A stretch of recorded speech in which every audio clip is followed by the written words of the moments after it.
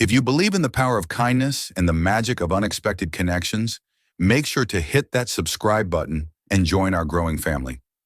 Now let's begin today's story.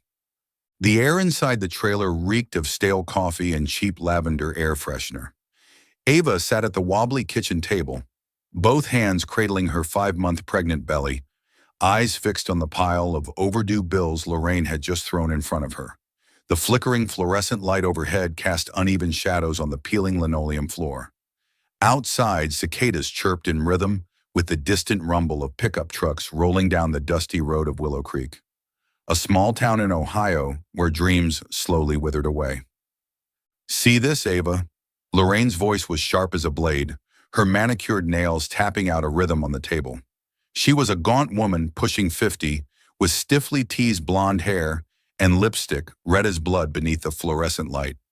"Electricity, water, your daddy's hospital bills. You think I print money?" Ava's throat tightened. Her father, Tom, had passed away 3 months ago. Pancreatic cancer, swift and cruel. He'd been the only steady thing in her life, the one who taught her how to change a tire and laugh through tears. Now all that was left was this trailer, a mountain of debt, and Lorraine, the woman who married Tom 2 years ago and never let Ava forget she wasn't her real daughter. "I'm trying, Lorraine," Ava said softly, barely above a whisper. "I have shifts at the diner and—" "Trying?" Lorraine scoffed, tossing a credit card statement onto the pile. "Your potato frying tips won't cut it. And don't even get me started on that thing in your belly. What the hell were you thinking, letting that useless Caleb knock you up?" Ava's cheeks burned. Caleb, her high school boyfriend, had vanished the moment she showed him the positive pregnancy test. She'd been naive, believing he'd stick around. Now at 22, she was alone, and her dreams of community college and becoming a nurse were buried under the crushing weight of reality. Lorraine leaned in, eyes glinting, with something Ava couldn't quite place. Maybe calculation. "Lucky for you, I found a solution. A loan to wipe this all clean, but it needs your signature." Ava frowned, her hand instinctively resting on her belly as the baby gave a light kick. "A loan? But I don't have any credit. Who would lend to me?" "Don't worry," Lorraine said, pushing a brown folder across the table. "This is a special arrangement, a private lender. They just need a few signatures, some standard paperwork, a power of attorney form, a few financial transfer documents. You sign, we get the money, and these bills disappear. You want a safe place for your baby, don't you?" Ava's stomach twisted. Lorraine's voice had that off tone again, like the time she borrowed grocery money and came back with a new purse. But what choice did Ava have? The electricity had been cut off twice last month, and the hospital kept sending collection notices from her dad's final days. She couldn't lose this place, not when it was all she had left of him. "What kind of documents?" Ava asked, reaching for the folder. Lorraine snatched it back, smiling tightly. "You don't need to read every word. It's all legal. My friend at the notary office checked it. Just sign where I marked." She flipped it open, revealing a stack of papers, each flagged with bright yellow tabs reading, "Sign here." The first page was titled Power of Attorney, but the content was dense and filled with legal jargon Ava couldn't make sense of. "I'm not sure, Lorraine. Shouldn't a lawyer look at this?" Lorraine scoffed. "A lawyer? With what money, Ava? Your diner tips." She softened her tone, leaning in closer. "Look, I'm trying to help you. Your dad would want me to take care of you. This is how I'm doing that." Ava's eyes burned. She wanted to believe Lorraine, wanted to believe someone, anyone, had her back. But her father's voice echoed in her head. "Always read the fine print, sweetheart," making her hesitate. Still, the bills loomed large, and the baby kicked again, a reminder of the future she had to protect. "All right," Ava whispered, taking the pen Lorraine handed her. Her hand trembled as she signed, her signature shaky on the lines. Lorraine's smile widened, and she snapped the folder shut. "Good girl," Lorraine said, standing up. "I'll file this tomorrow. You'll see. Everything's going to be fine." 2 days later, Ava stood inside the Willow Creek Town Hall, a squat brick building with flickering lights and a faint, musty smell. She wore her only clean dress, a faded blue sundress that fit snugly over her baby bump. Lorraine had dragged her here, claiming it was to finalize the loan. But as they waited in a cramped office, Ava's unease grew. The notary, a bored-looking woman with a nameplate reading Doris, kept glancing at Lorraine with a strange, familiar smirk. "What exactly are we doing here?" Ava asked, shifting on the hard plastic chair. Lorraine didn't look up from her phone. "Just wrapping things up. Don't make a scene." Before Ava could press further, the door opened and Doris returned, this time with a man in tow. He was tall, early 30s maybe, with dark hair that fell across his forehead and patchy stubble on his jaw. His clothes, faded flannel and worn jeans, looked like they belonged to better days, but his eyes were sharp, steel gray, like they could see through walls. He had a weathered backpack slung over one shoulder. "This is Leo," Doris said curtly. "The other party to the agreement." Ava blinked. "Other party? To what?" Lorraine shot her a warning look. "Don't start, Ava. It's part of the arrangement." Doris handed Leo a clipboard with a form. He scanned it quickly, unreadable, then signed with practiced ease. Ava caught a glimpse of the title, Civil Marriage Authorization. Her heart stuttered. "Marriage," she blurted, her voice loud in the tiny room. "What is this?" Lorraine grabbed her hand, her nails digging into Ava's skin. "Keep your voice down," she hissed. "It's just paperwork, Ava, a formality to secure the loan. Leo here is taking on the debt. You should thank him." Ava's head spun. She looked at Leo, who met her eyes for a brief moment before turning away. His silence made her nervous. Why would a stranger, a man who looked like he slept under a bridge, agree to this?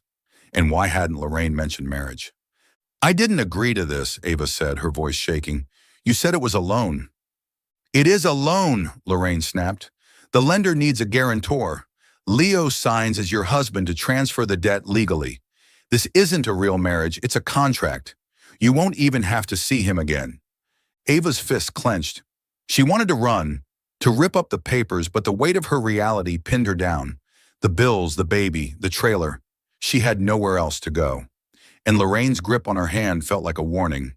Doris cleared her throat. "We need your signature, Miss Harper, to authorize the marriage." Ava's eyes darted to Leo. He stood still, face unreadable. For a second, she thought she saw something flicker in his eyes. Regret, maybe pity. But he said nothing. With trembling fingers, Ava took the pen. Her signature felt like a betrayal, a surrender to a life she hadn't chosen. As she signed, Lorraine's triumphant smile returned. "Congratulations," Doris said flatly, stamping the form. "You're officially married." Ava's stomach churned. Married to a stranger. Over a debt she didn't fully understand. She looked at Leo, searching for answers, but he had already turned away, hoisting his backpack. As Lorraine ushered her out of the office, Ava placed her hand on her belly, where the baby kicked again. She didn't know who Leo was or why he'd agreed to this. But one thing was clear. Her life had just changed forever. Willow Creek Town Hall felt like a cage, its beige walls closing in, suffocating, the word married sitting on Ava's chest like a stone. Behind the counter, the notary Doris flipped through documents, each stamp of her seal hitting like a gavel. Lorraine was already halfway to the door, her heels clacking across the tile floor, but Ava's eyes were locked on Leo, the stranger who was now her husband. He stood near the exit, an old backpack slung over one shoulder, his wrinkled flannel shirt clean but tired looking. His steel gray eyes flicked to her for a brief moment, cold and unreadable, then looked away, his jaw clenched. He hadn't said a single word since signing the marriage authorization form, not even a greeting. Ava's stomach churned. Who was this man, and why had he agreed to this farce? "Ava, let's go!" Lorraine snapped, holding the door open. "You're wasting time." Ava's feet moved on autopilot, her sundress brushing her thighs as she followed Lorraine into the late afternoon heat. Leo trailed behind, the sound of his boots scraping against the pavement. The parking lot smelled of tar and gasoline, with the whine of a lawnmower humming from a nearby yard. Ava glanced at Leo, hoping for a sign, a word, a nod, anything. But he stared at the ground, hands in his pockets. "Where's he going?" Ava asked quietly as they neared Lorraine's battered old sedan. Lorraine rolled her eyes. "With you, obviously.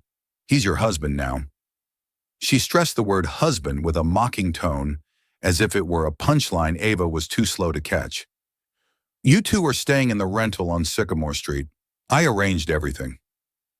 Ava's heart dropped. Sycamore Street was the rundown stretch near the old church, where houses sagged under the weight of time. She'd thought Leo would disappear after signing the papers, that this marriage would stay on paper. But living with him, a stranger who looked like he'd just wandered out of a soup kitchen? Wait, Ava said, halting. You never said anything about living together. Lorraine sighed, tossing her purse into the car. What did you think, Ava? That he'd signed to take on your debt and just vanish? The lender needs this to look real. You two stay together until the debt's cleared. It's not like you have to play house. Ava placed a hand on her belly where the baby squirmed. She wanted to argue, demand answers, but the image of those unpaid bills and Lorraine's nails digging into her arm kept her silent. She looked at Leo again.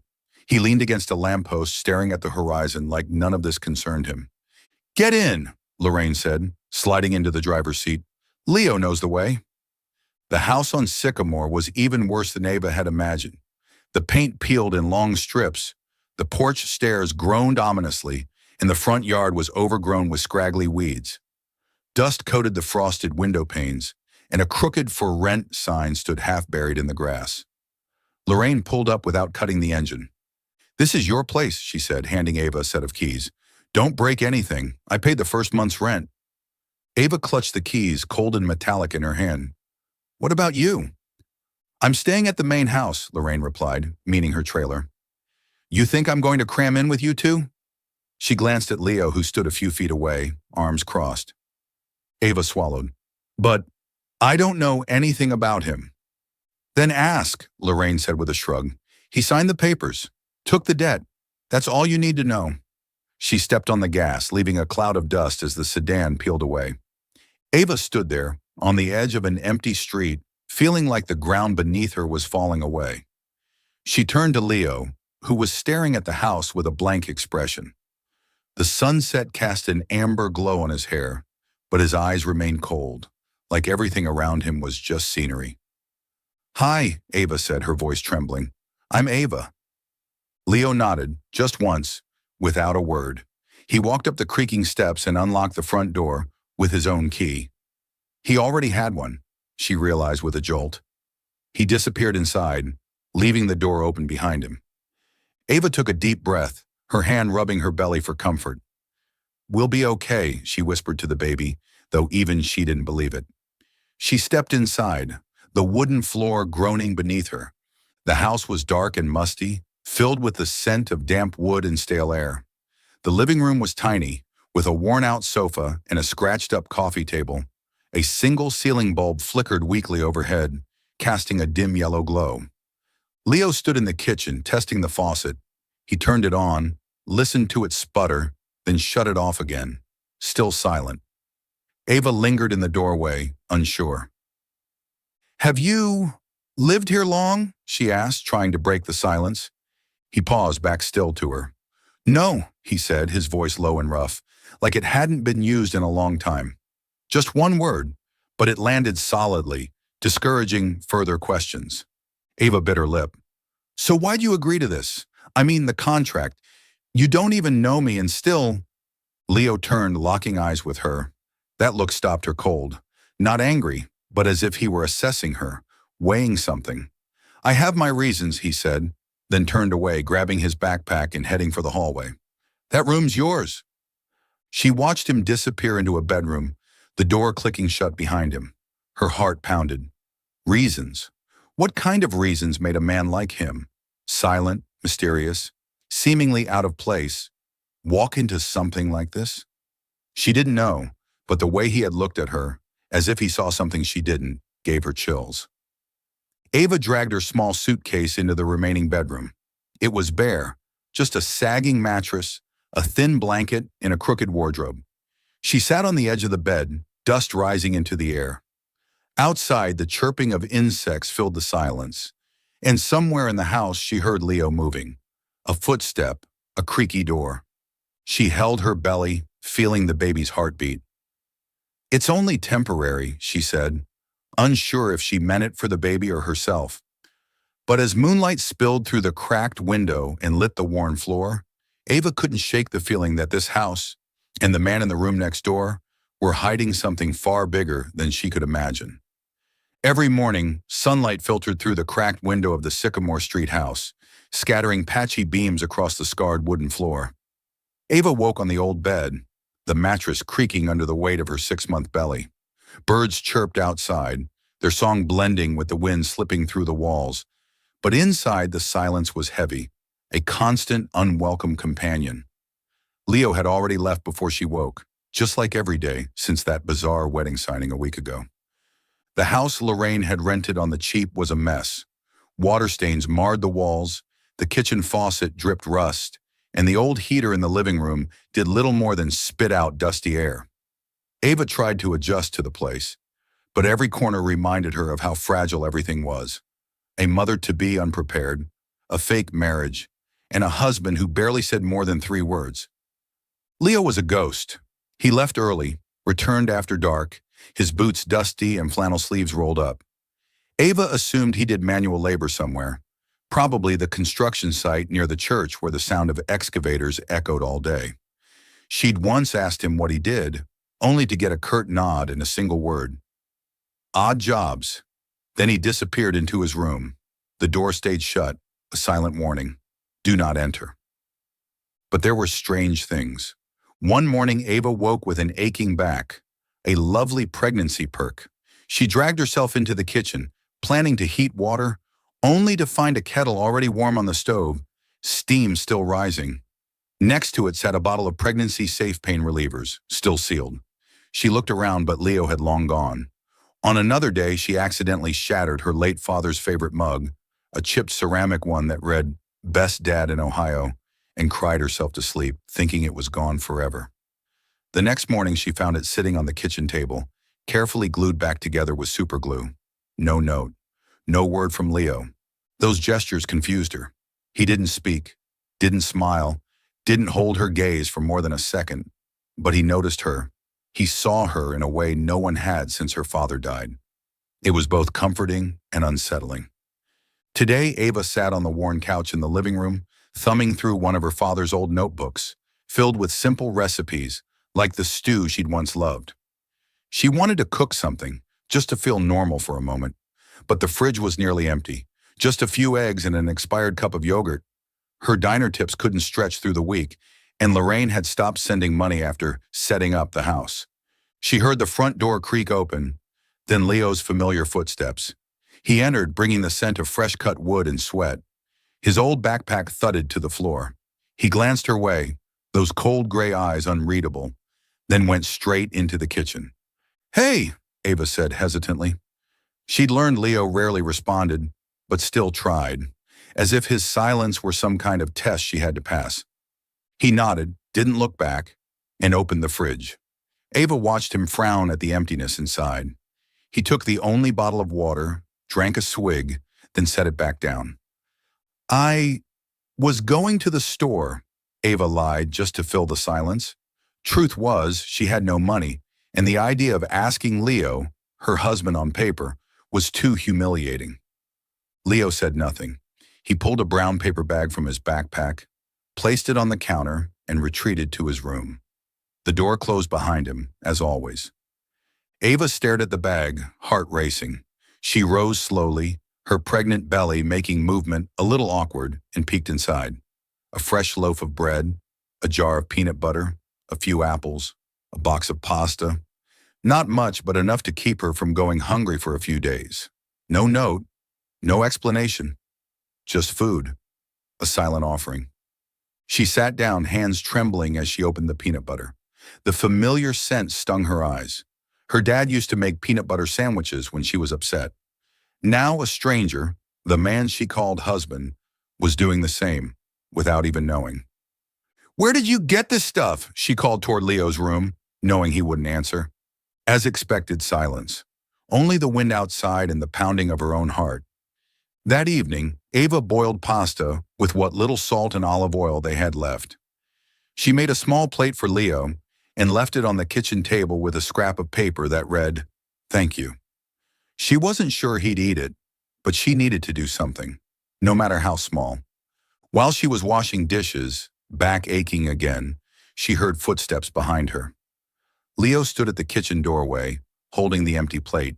He set it in the sink beside her, and for a moment, their shoulders brushed. Ava flinched slightly, but he didn't apologize. Instead, he looked at her, this time longer, as if searching for something. "You okay?" he asked, voice rough and low, as if speaking was an effort. Ava blinked, surprised. It was the longest sentence he'd ever spoken to her. "Yeah, just back pain. Pregnancy stuff." He nodded, his eyes drifting to her belly, then back to her face. "Rest," he said, then turned and walked away, leaving her with the dishes and a strange feeling she couldn't quite name. That night, as Ava lay in bed listening to the hum of insects outside the cracked window, she thought about Leo. He wasn't the husband she'd ever imagined. No one dreamed of a marriage born from debt and lies. But his small gestures, warm water, medicine, food, were like scattered pieces of a puzzle she couldn't yet solve. Who was he? And why was he here, in this broken-down house with her? She placed her hand on her belly, feeling the baby's tiny heartbeat. "I don't know how this will end," she whispered, "but I'm going to try." And in the quiet of the dark, she wondered if Leo, the silent husband, was trying too, in his own quiet way. June's sun scorched Willow Creek, turning Sycamore Street into a dusty furnace. Ava trudged home after her 4-hour shift at the diner, her swollen feet throbbing under the strain of her 6.5-month belly. Her worn cloth bag was nearly empty, holding only a few crumpled dollar bills and tips, not enough for a bottle of water, let alone dinner. Hunger gnawed at her like an unwelcome companion, but she'd grown used to skipping meals to save for worse days. The rental house came into view, its patchy roof tiles shimmering under the blistering sun. Ava paused, gripping the broken fence for balance. Her head spun, vision blurring, bright spots dancing in her eyes. She tried to take another step, but her knees buckled and the world fell away. When Ava came to, she was on her back, pale blue sky sliding overhead. No, she was moving. Someone was carrying her. Familiar sense of cut wood and sweat filled her senses. "Leo," she whispered, voice thin. "Don't talk," he replied, low and clipped, but with an urgency she'd never heard before. His footsteps thudded against the pavement, firm and fast, his arms wrapped tightly to keep her from slipping. Ava tried to lift her head, but the dizziness returned, making her groan. "What happened?" "You fainted," Leo said, not slowing down. "I'm taking you to the clinic." She wanted to ask more, but her eyelids grew heavy again, and she let herself drift into the strange comfort of his arms. Leo, the silent husband who barely spoke a full sentence, now carrying her like she was the only thing that mattered. The clinic wasn't what Ava expected. She thought Leo would take her to the public health center in Central Willow Creek, the one with grimy plastic chairs and lines that snaked out the door. But when she opened her eyes, she was lying on a clean exam bed in a bright room with white walls and the faint scent of antiseptic. Through the window, she saw well-manicured lawns and large homes. This was the wealthy side of town, a place she'd never been. A middle-aged nurse named Marla, according to her name tag, was checking her blood pressure. "You're okay now, but you need better nutrition," she said, voice a mix of sternness and concern. "The baby's healthy, but you're mildly anemic and exhausted. We'll start an IV and give you some prenatal vitamins." Ava nodded weakly, her eyes searching for Leo. He stood in the corner, arms crossed, steel-gray gaze as unreadable as ever. But something was different. His shoulders were tense, like he was bracing for something. The door swung open, and a man in his 50s with salt and pepper hair and a warm smile entered. He scanned a chart, then looked at Leo, and his eyes lit up. "Mr. Castell, it's been a while. I thought you'd left town." Ava frowned. Castell. She looked to Leo, expecting him to correct the name, but he only gave a short nod, lips pressed tight. "Just passing through," he said, voice barely audible. The doctor chuckled, oblivious to Leo's unease. "Still modest, I see. If it weren't for you, this clinic wouldn't even exist." He turned to Ava, extending a hand. "I'm Dr. Reynolds. A pleasure to meet Leo's wife, right? Ava blinked, her throat dry. Yes. Ava, she replied, clutching the bedsheet. Wife of Leo. The word felt foreign, like a coat that didn't fit. Dr. Reynolds scribbled something on the chart, then glanced at Leo. We'll keep her here a few hours for fluids.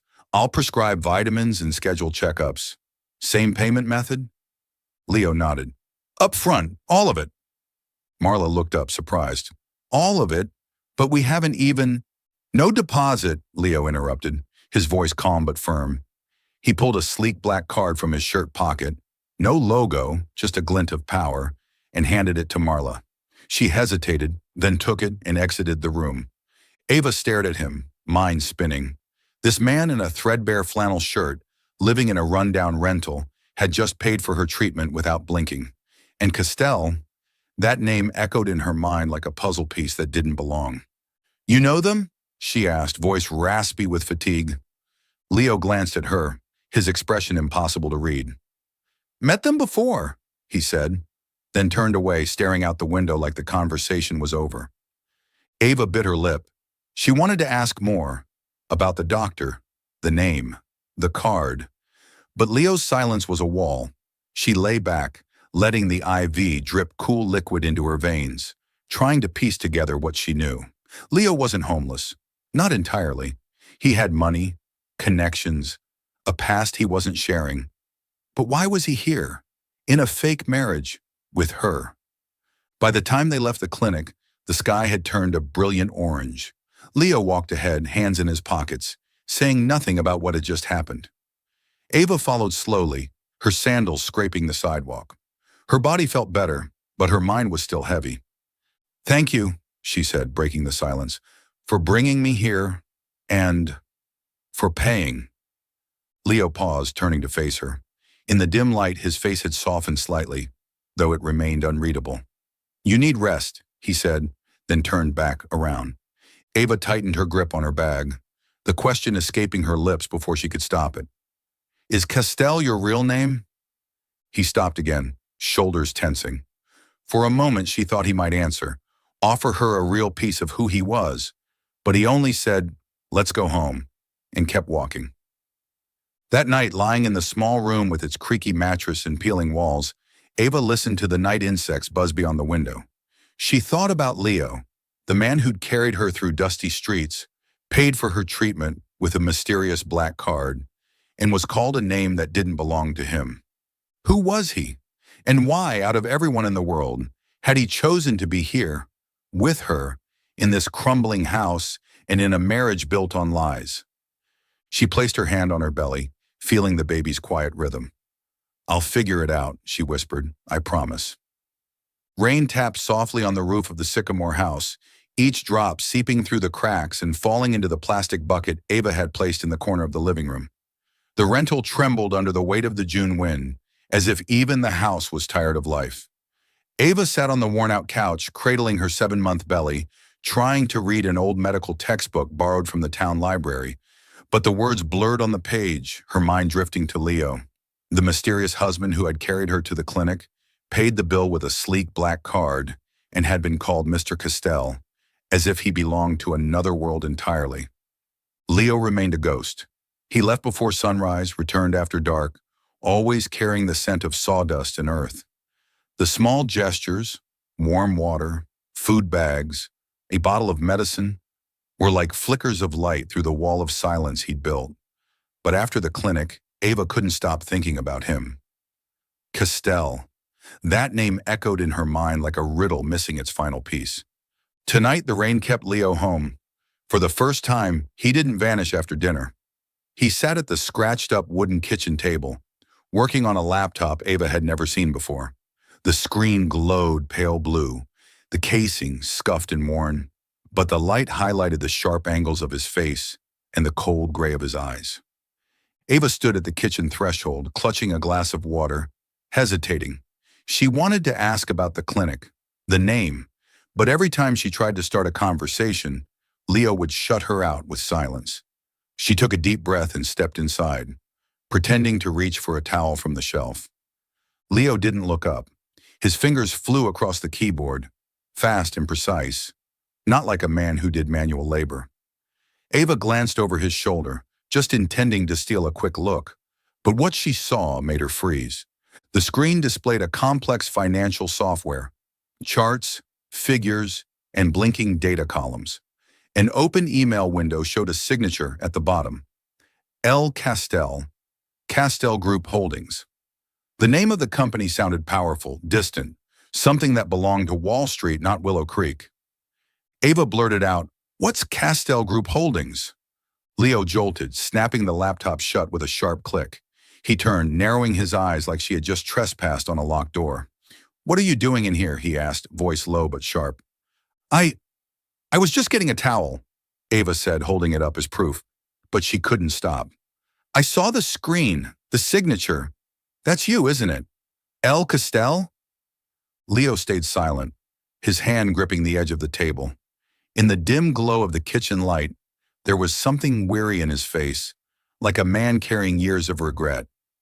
He sighed, a heavy, worn sound, and stood, pushing his chair back. "You shouldn't have seen that," he said, but there was no anger, just resignation. "Why not?" Ava stepped closer, her heart pounding.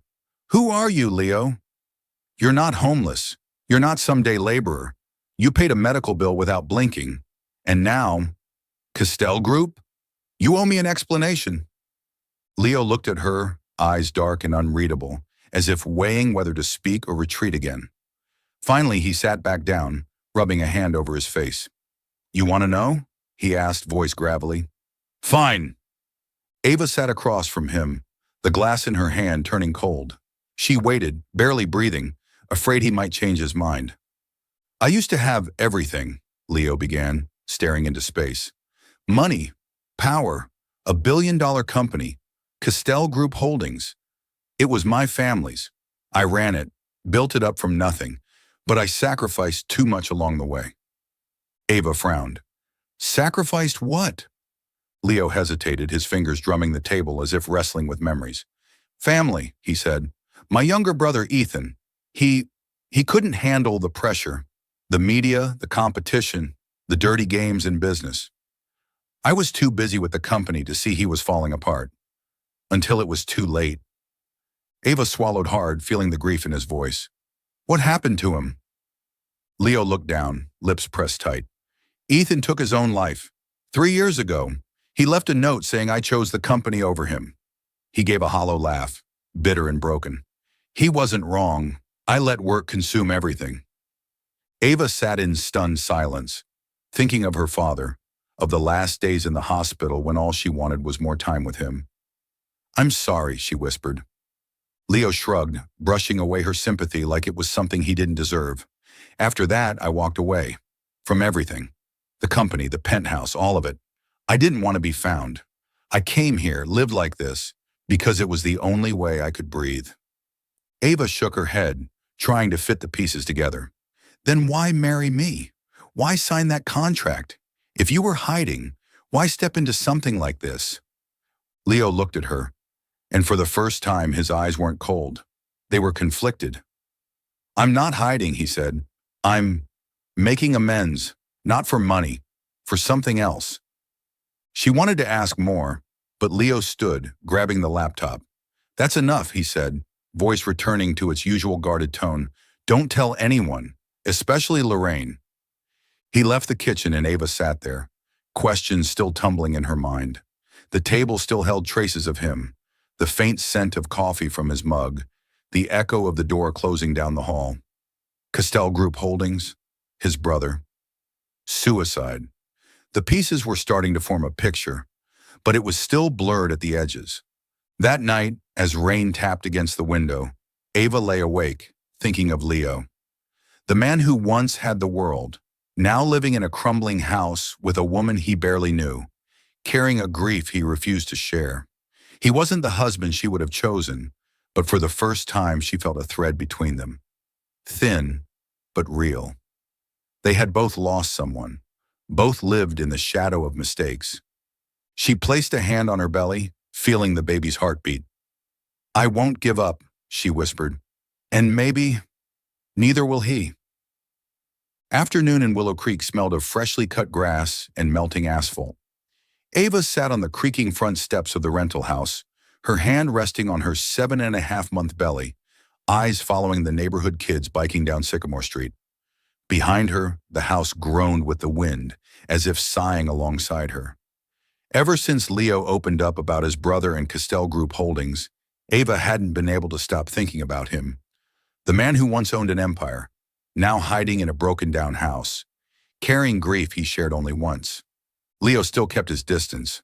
Every morning he left the house and returned with dust-caked boots and that distant look in his eyes. But there were small moments, the water bottle he left on the kitchen counter, the old blanket he quietly draped over her when she fell asleep on the couch. That made Ava feel he wasn't entirely out of reach.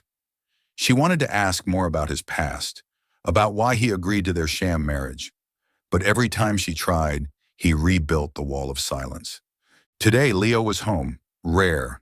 He was fixing the leaky kitchen faucet, the clinking of the wrench echoing through the peeling walls. Ava was just about to bring him a glass of water when she heard tires screeching outside. A sleek black SUV, far too polished for Willow Creek, pulled up in front of the house. The door opened and a man stepped out, mid-50s, silver hair slicked back, dressed in a perfectly tailored gray suit. He eyed the house with thinly veiled distaste, then knocked firmly on the door. Ava opened it, gripping the water glass tightly. "Hi, can I help you?" The man smiled, but his eyes were sharp as blades. "I'm looking for Leo. Leo Castell. He lives here, doesn't he?" Ava blinked, heart kicking in her chest. Castell. The name again, like a secret that refused to stay hidden. Before she could respond, Leo appeared behind her, drying his hands with a rag. "Richard," he said, voice low and cool. "What are you doing here?" Richard chuckled and stepped inside without waiting for permission. "Still the same, Leo. Always making people guess." His eyes slid to Ava's belly. "And this is—" "My wife," Leo said flatly. "Ava." Ava gave a small nod, feeling like a stranger in her own home. Richard raised an eyebrow but didn't press. "We need to talk," he said to Leo. "Privately." Leo glanced at her, a quiet signal. She hesitated, then stepped back toward the kitchen, but not far. She stood just behind the thin wall, ear pressed to the wooden paneling, listening as rain began to patter outside. "Leo, you can't keep running," Richard said, his voice low but firm. "Castell Group is on the edge. A group of shareholders is pushing for a merger with Triton Capital. If it goes through, your family's company will be gutted. Everything your father built, gone." A chair creaked. Leo must have sat down. "It's not my problem anymore," he said. "I left." "Left?" Richard scoffed. "You think walking away solves anything? You're still the largest shareholder. Only you can call an emergency board meeting and stop this. Come back, Leo. Just once." Silence. Ava imagined Leo's jaw clenched, eyes hard like stone. "No," he said finally. "I'm done with that world." Richard sighed. "Because of Ethan? Leo, what happened wasn't your fault. You can't keep punishing yourself." Ava held her breath. "Ethan, Leo's brother, the one who had taken his own life." "Don't say his name," Leo snapped, his voice cutting like glass. "You know what happened. The media, the lies. Triton's setup. They hunted Ethan like prey, and I did nothing. I didn't protect him. I won't go back. Not ever." Ava gripped her glass tighter, heart aching. She pictured Ethan, a brilliant young man trapped in headlines, camera flashes, false accusations, and Leo, the older brother, watching it all unravel. Richard spoke softer now, persuasive. "I understand, but if you do nothing, Triton wins. They destroy everything. Is that how you want Ethan to be remembered? As collateral?" A chair scraped. Footsteps followed. "Leave," Leo said, dangerously calm. "Don't come back." The front door opened and slammed shut. Ava heard the SUV engine start, tires screeching away on the wet road. She stepped into the living room and saw Leo standing by the window, hands in his pockets, watching the rain. "Are you okay?" she asked, hesitant. Leo didn't turn around. "You heard it all," he said. It wasn't a question. Ava flushed but didn't deny it. "I didn't mean to." But I want to understand. Ethan, what happened to him? Leo turned slowly. His eyes were filled with something raw. Pain, unhealed. He sank onto the couch, rubbing his face. Ethan was a genius, he said, voice hoarse. He designed software for Castell Group, but he was too sensitive for that world. 3 years ago, Triton Capital, our biggest rival, leaked false rumors that Ethan embezzled funds. Lies. But the media didn't care. They hounded him. Cameras, headlines, accusations. He couldn't take it. He ended it. Ava lowered herself onto the other couch cushion, hand resting protectively over her belly. And you blame yourself. Leo gave a bitter laugh. I was his brother. I was supposed to protect him, but I was too busy signing deals, building empires. By the time I noticed, it was too late. He looked at her, eyes dull. That world, money, power, media, it devours everything. I want no part of it anymore. Ava nodded, thinking of her father, of the moments she wished she'd stayed with him longer at the hospital. But if you could stop Triton, save the company, wouldn't that be a way to make it right? For Ethan? Leo shook his head. There's no making it right, only surviving what's left. He stood, walked toward the hallway, then paused at the doorway. You don't understand, Ava. Don't try. The door closed behind him, leaving Ava alone with the rain and a hollow ache in her chest. She thought of Leo, running from a past that chased him anyway. She thought of Ethan, of twisted headlines and a broken family. And she thought of herself, caught in this marriage by chance, yet for the first time, feeling like she and Leo might not be so different.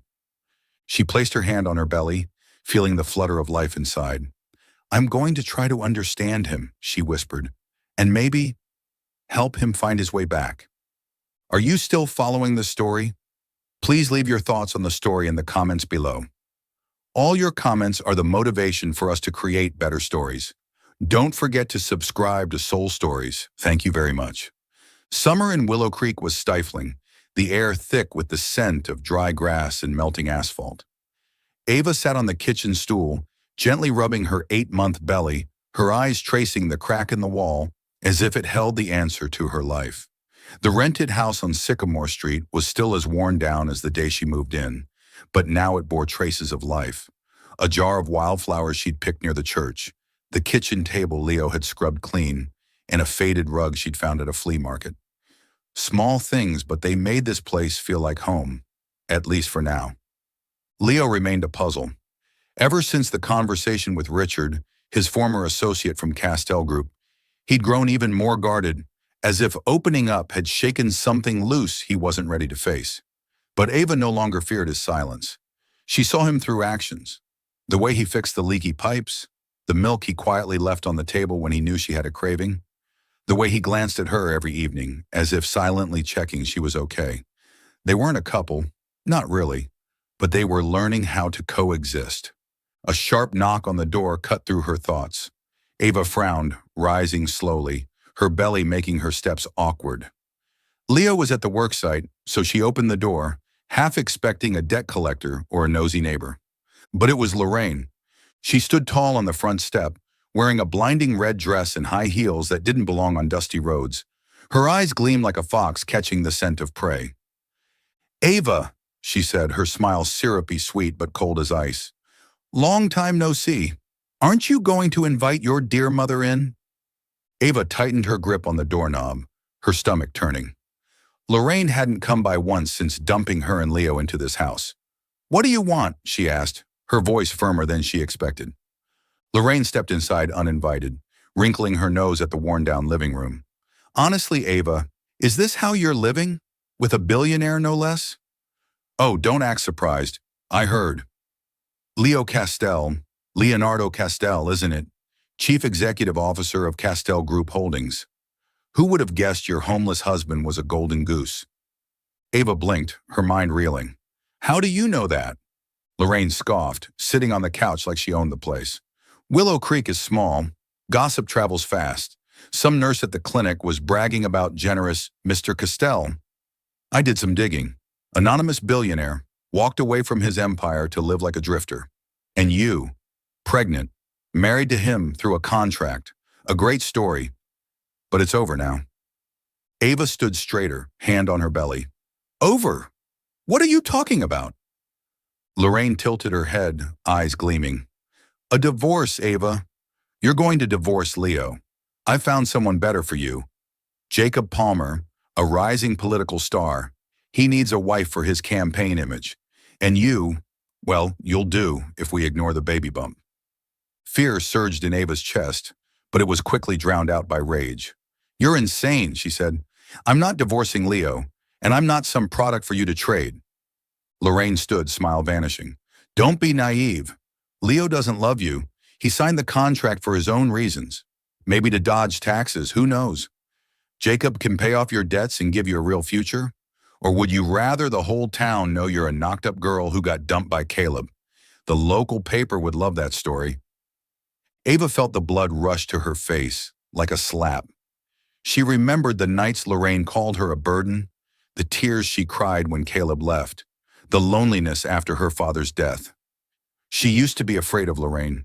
She used to let her control everything. But now something had changed. Maybe it was the baby growing inside her. Maybe it was the way Leo looked at her when he thought she wasn't watching. No, Ava said, voice trembling but steady. You want to go public? Be my guest. I'm not ashamed of my baby. Yes, I got pregnant and Caleb left me. But I don't need Jacob. I don't need you. And I sure as hell don't need this town's approval. Lorraine's eyes widened, clearly not expecting a fight. You dare? I'm not done, Ava cut in, stepping forward until they were eye to eye. You tricked me into a marriage contract. You buried me in debt. And now you want to control me again? It ends here, Lorraine. I'm not your puppet. Get out of my house. Lorraine laughed dryly, but her eyes flickered. Your house? The shack? You'll regret this, Ava. Without me, you're nothing. I'm a mother, Ava said, placing a hand over her belly. And that's enough. Leave, or I'll call the police. Lorraine clenched her purse, her face burning red. You'll pay for this, she hissed, then turned on her heel, heels clicking sharply on the steps. The door slammed, leaving Ava shaking, but standing. She sank onto the couch, breath ragged. Tears threatened, but she pressed her lips together, refusing to let them fall. She thought of her father, who always told her she was stronger than she believed. She thought of Leo, whose quiet presence still made her feel safe. And she thought of her baby, who deserved a mother who didn't bow. When Leo returned that evening, rain had begun to fall, dampening his flannel shirt. He paused in the doorway, eyes scanning the room, sensing the shift in the air. What happened? He asked, his voice low and alert. Ava looked up from the couch, still holding a lukewarm cup of tea. Lorraine came by. She knows who you are, Leonardo Castell. She wanted me to divorce you and marry some politician. I said no. Leo's brow furrowed as he stepped inside, dropping his bag. Did she threaten you? She said she'd expose me. Tell everyone I got pregnant before marriage. Ava's voice was calmer than she expected. But I'm not scared. I told her I wasn't ashamed and that I cut ties with her. Leo stared at her, something shifting behind his storm-colored eyes, like he was seeing her for the first time. You're sure? He asked. Lorraine doesn't let go easily. I know, Ava said, standing, one hand protectively over her belly. But I'm tired of running. My child needs me strong. And I will be, with or without you. Leo said nothing for a moment, then the corners of his mouth twitched. Just barely, a rare, nearly invisible smile. Good, he said, then turned away. But not before she caught the flicker of respect in his eyes. That night, as the rain tapped against the window, Ava lay awake in bed. She was no longer the frightened girl who had signed a marriage contract in desperation. She was Ava Harper, a mother, a woman learning to stand tall. And while Leo remained a mystery, she knew now she wasn't alone. The storm hit Willow Creek like an uninvited guest, bringing with it sheets of rain and jagged lightning that sliced the sky. The old rental house on Sycamore groaned in the wind, roof tiles clattering, rainwater slipping through cracks to drip onto the floor. Ava lay in bed, one hand resting on her 8.5-month belly, trying to breathe through the nagging back pain that had become her nightly companion in recent weeks. But tonight the pain was different. Sharp, rhythmic, urgent, like the baby was pounding on her spine. She bit her lip and inhaled deeply, hoping it was just another Braxton Hicks contraction, the false alarms her doctor had warned her about. But then came another surge, stronger, and a gush of warm fluid between her legs. Her heart raced. Her water had broken. Labor had started, and it was early. And outside, the streets were empty beneath a torrential downpour. "Leo!" she cried, voice trembling, gripping the bed frame. Thunder swallowed her words, but she heard hurried footsteps from the other room. The door flew open, and Leo appeared. Hair tousled, flannel shirt wrinkled, clearly just woken. "What is it?" he asked, eyes scanning her until he saw the panic in her face. "The baby, I think she's coming," Ava gasped. "My water broke." Leo didn't hesitate. He knelt beside her, hands steady on her shoulder, voice low but firm. "Breathe, I'm taking you to the hospital." He stood, grabbed the truck keys from the hook, and came back to help her up. Ava clung to him, each step a battle as contractions built. Outside, the rain poured like a waterfall. Wind whipped branches against the windows. Leo practically carried her to the old pickup truck parked out front, not caring that his clothes were soaked through. He opened the passenger door, eased her in, then ran around to the driver's side. The engine roared to life, tires screeching on the flooded street as they plunged into the storm. "Hold on," Leo said, his eyes locked on the barely visible road. Lightning flashed, illuminating his tense jaw and fierce concentration. Ava gripped the door handle, trying to breathe through the pain. Despite everything, the storm, the contractions, his presence grounded her. The drive to Willow Creek General was nerve-wracking. The wipers squealed across the windshield, struggling to clear the deluge. Several times the truck skidded on the slick pavement. Ava groaned, clutching her belly, fear rising like a tide. "What if we don't make it?" she whispered. "You will," Leo cut in, calm and absolute. He glanced at her, just for a second, but she saw the conviction in his eyes. "I won't let anything happen to you." The hospital glowed like a beacon in the storm, neon lights reflecting in puddles on the pavement. Leo screeched to a halt at the emergency entrance and jumped out, flagging down the nearest nurse. Two staff members rushed over with a wheelchair, helping Ava out of the truck while Leo stayed close, drenched but unmoving. They whisked her to the delivery room, rubber soles squeaking on the linoleum, the sterile scent of antiseptic hitting her nose. The pain came in crashing waves now, stealing her breath. She gripped the nurse's hand, focusing on the voice of the OBGYN, a calm, middle-aged woman with steady hands and a soothing tone. "You're doing great, Ava. Breathe, we're almost there." Ava scanned the room for Leo, but he wasn't allowed in. His absence left a hollow ache. He, who had once been a stranger, was now the one she wished by her side. But she closed her eyes and thought of the baby, of her father, of herself. "You've got this," she told herself, echoing the words her dad once said. Hours blurred, pain, breath, sweat, pressure, and then, piercing through it all, the sharp, mighty cry of a newborn. Ava wept, not from pain but from relief, from overwhelming love, as a nurse placed the tiny bundle against her chest. The baby was warm and soft, with dark wisps of hair and a wrinkled forehead. "Congratulations," the doctor said, smiling. "You have a healthy baby girl." Ava stroked the baby's fine hair, whispering, "You're here. I'm here." By the time Ava was moved to recovery, the storm had softened to a drizzle. She lay in the hospital bed, the baby swaddled in a pink blanket against her chest, asleep. The door creaked open, and Leo stepped in. His hair was still damp, his clothes slightly drier thanks to a hospital-issued jacket. He paused at the threshold, his eyes moving from Ava to the infant in her arms. "Are you okay?" he asked, voice hoarse. Ava nodded, offering a weak smile. "We're okay. This is her." She hesitated, then added, "I want to name her Hope. What do you think?" Leo moved closer, gazing at the newborn. For a moment, something flickered in his eyes, something soft, almost sorrowful. Maybe he was thinking of Ethan. "Hope," he repeated, voice quiet. "It's good." He sat in the chair beside her bed. He didn't speak, but he didn't have to. His presence filled the space, steady and calm. Ava looked down at Hope, then up at Leo, and for the first time she felt like they weren't just broken pieces trying to coexist. Their marriage had started with lies, with desperation and contracts. But now here was something real, a child, a connection. "Thank you," Ava said softly, "for getting me here, for staying." Leo looked at her, and for the briefest second, the corner of his mouth curved in one of those rare smiles. "I'm not going anywhere," he said, and in that moment, she believed him. That night, under the dim glow of the hospital room, Ava held Hope close, listening to the soft patter of rain outside.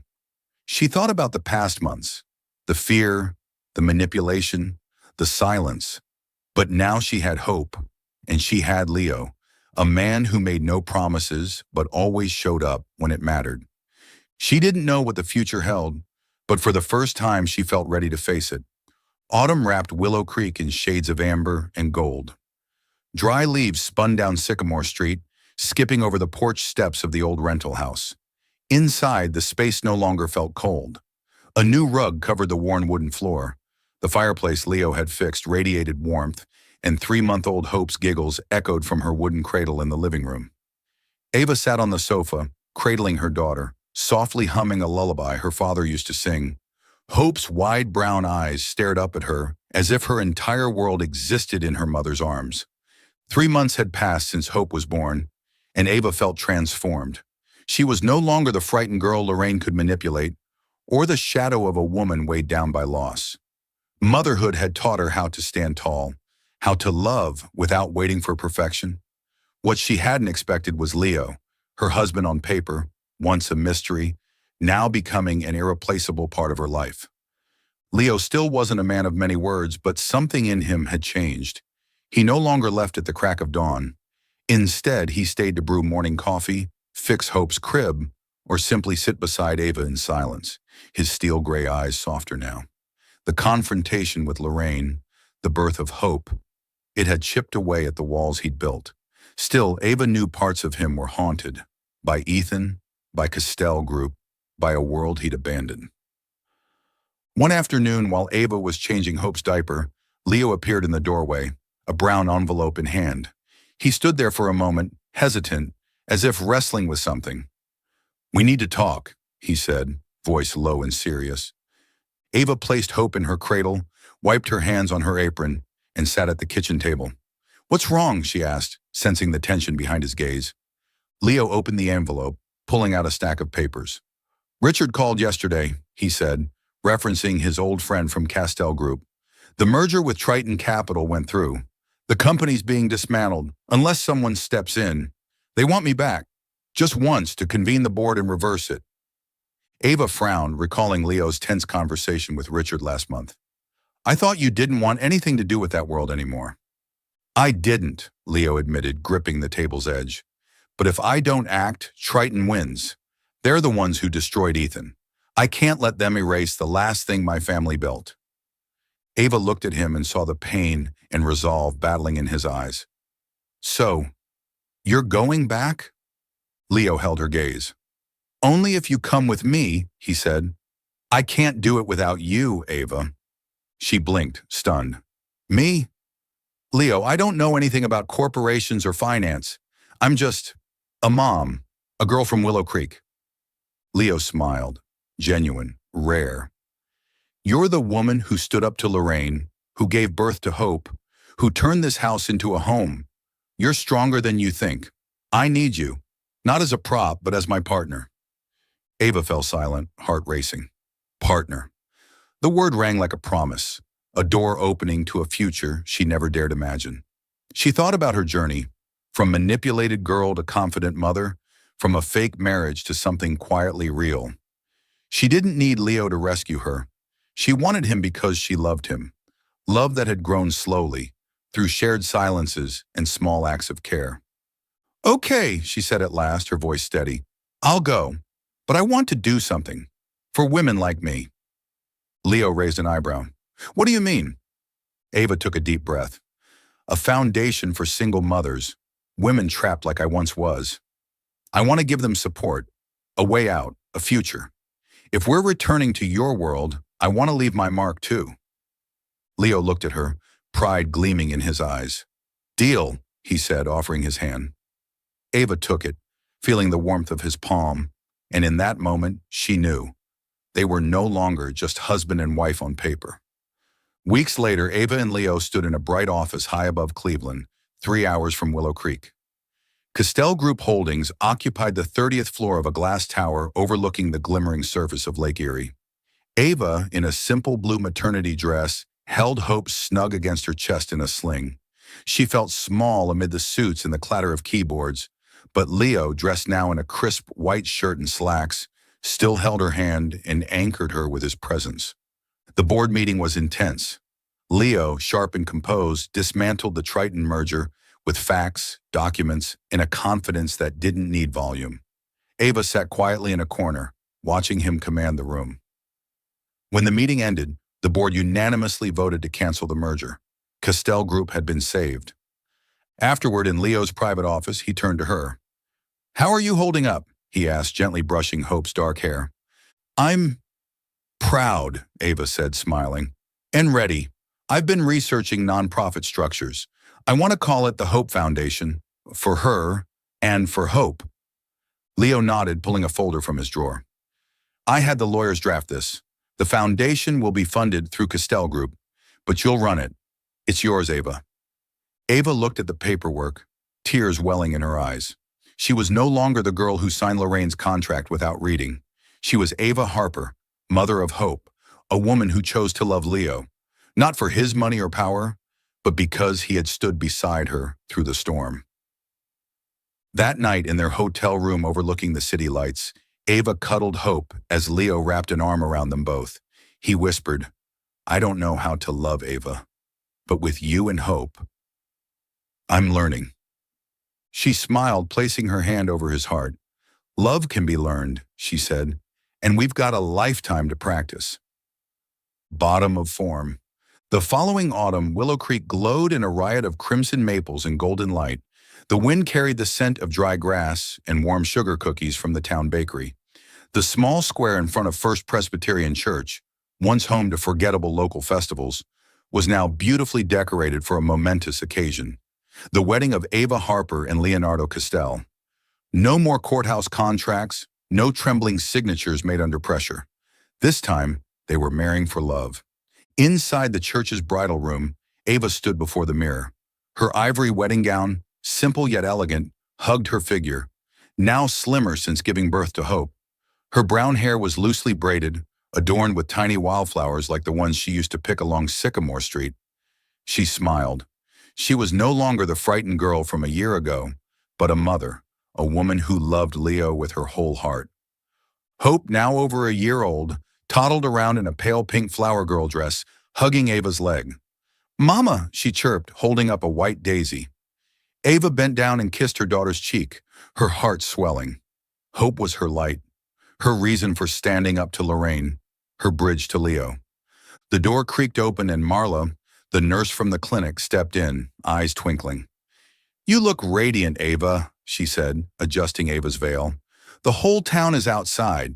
Nobody ever imagined the homeless guy would throw a wedding like this." Ava laughed. "Didn't they call him the masked lunatic once?" Marla nodded, grinning. "Now they call him a legend. Ready?" Ava took a deep breath, hugged Hope once more. "Ready?" The square was packed, hundreds of Willow Creek residents, staff from Castell Group, and mothers from the Hope Foundation, the nonprofit Ava had started to support single moms. Wooden benches, wrapped in ivy and daisies, flanked the aisle. A long table offered spiced cider and autumn pastries. In the center, a floral arch waited. Beneath it stood Leo. He wore a deep gray suit, hair neatly styled, yet still held the quiet simplicity of the man who once wore flannel in a rundown house. His steel gray eyes lit up as Ava stepped out, holding Hope's hand, accompanied by the gentle strings of cannon in D. The crowd fell silent, then erupted in applause. Ava's cheeks flushed, but her gaze never left Leo, the man who was once a mystery and now meant everything to her. As she reached the arch, Leo scooped up Hope, who giggled and tugged at his tie, earning laughter from the crowd. He handed her to Marla, then took Ava's hand, eyes fixed only on her. "You look beautiful," he murmured, voice warm and low. "You're not so bad yourself," she whispered back, smiling. The pastor, a kindly older man, began the ceremony. He spoke of love, of new beginnings, of how God brings together the most unlikely pieces. Ava listened, her mind drifting to the courthouse a year ago. The cold room, the shaky signatures, Leo's silent gaze. Now his hand was steady in hers, his presence a constant through every small moment. Warm water, peanut butter sandwiches, the storm that brought hope into the world. When it came time for the vows, Leo surprised everyone by kneeling. From his pocket, he pulled out a simple silver ring with a small pearl. Gasps rippled through the crowd, and Ava covered her mouth, tears welling up. "Ava Harper," Leo began, voice strong yet tender, meant only for her. "I used to think I had nothing left to give. I ran from my past, from myself.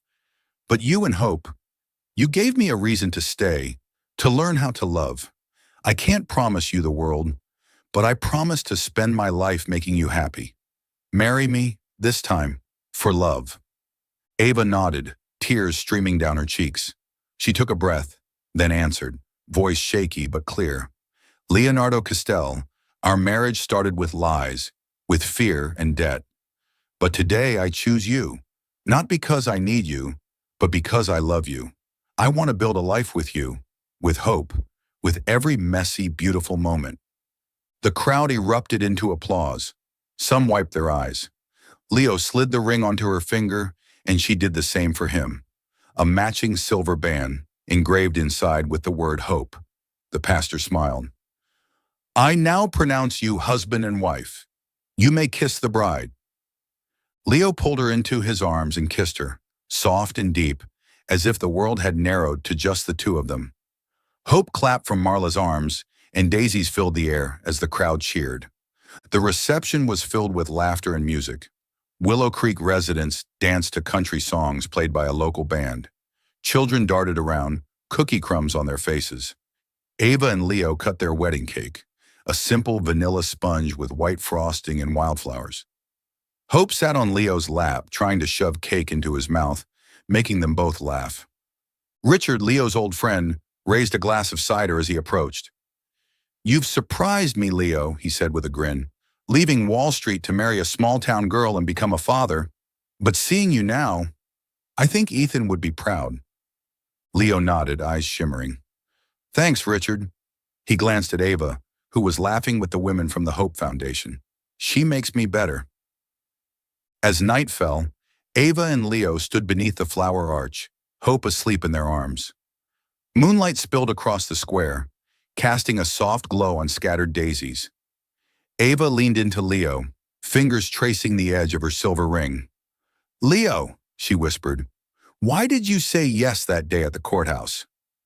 You never really told me." Leo was quiet, his gaze distant, like he was back in that cold city room. "I saw you," he said finally, "through a friend at the clerk's office, someone who knew about Lorraine's contract. You were pregnant, grieving your father, trapped. You reminded me of Ethan, when I failed to save him.